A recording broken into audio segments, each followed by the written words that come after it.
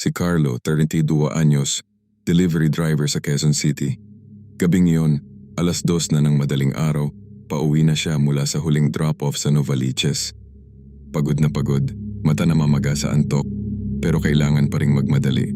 May asawa at anak na naghihintay sa bahay sa Fairview.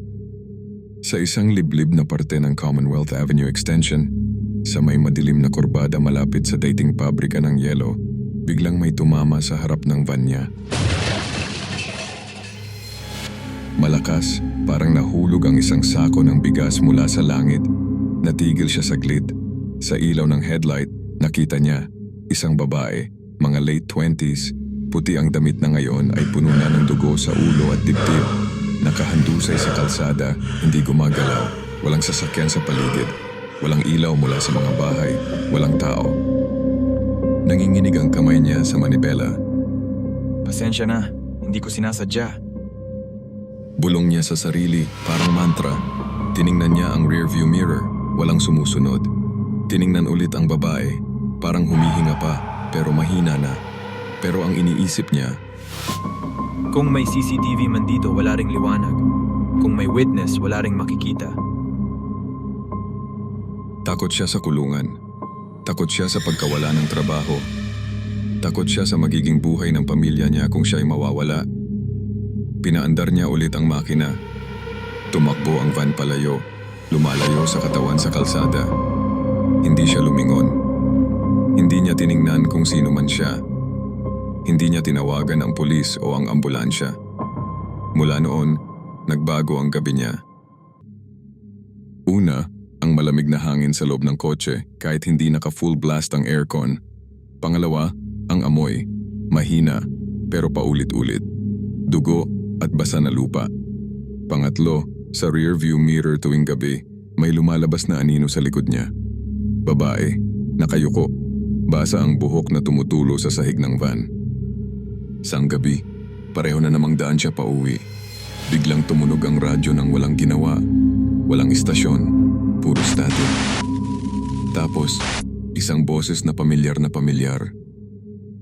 Bakit ka tumakas, kuya? Hindi mo man lang ako tiningnan kung buhay pa ba ako o patay na.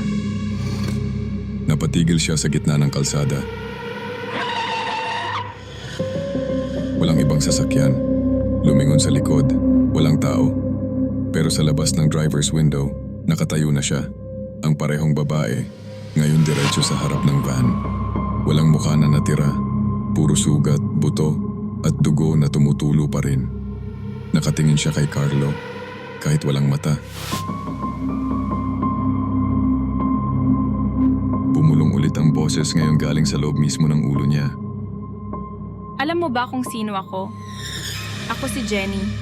Nagtatrabaho ako sa pabrika ng yelo doon. Gabing yon, pauwi rin ako sa anak ko. Pareho tayo, may anak tayong naghihintay. Pero ikaw, pinili mong tumakbo. Kaya ngayon, ikaw naman ang hihintayin ko. Biglang namatay ang ilaw ng van. Nang muling mag-on, wala na si Carlo sa driver's seat. Nasa likod na siya, nakahandusay sa sahig ng van, duguan ang ulo, basa ang damit. Sa rearview mirror, nakikita niya ang sariling muka, pero hindi na siya ang nagmamaneho. Ang van ay patuloy na tumatakbo sa parehong kurbada. Sa radyo naririnig pa rin ang mahinang tawa ni Jenny. Hanggang dito na lang tayo. Ngayon, ikaw naman ang maghihintay. Kung sino ang susunod na tumakas. Kinabukasan, natagpuan ang van ni Carlo. Nakaparada sa parehong spot kung saan siya tumama kay Jenny. Bukas ang pinto. Walang driver. Walang katawan.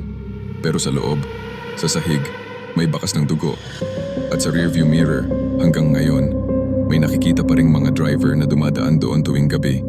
Isang lalaki sa likod, nakahandusay, nakatingin sa kanila. Parang naghihintay na lang kung sino ang susunod na tatakbo. At sa tuwing may hit and run sa daang yon, may naririnig na bulong sa hangin. Huwag kang tumakas ulit. Kasi hinintay kita.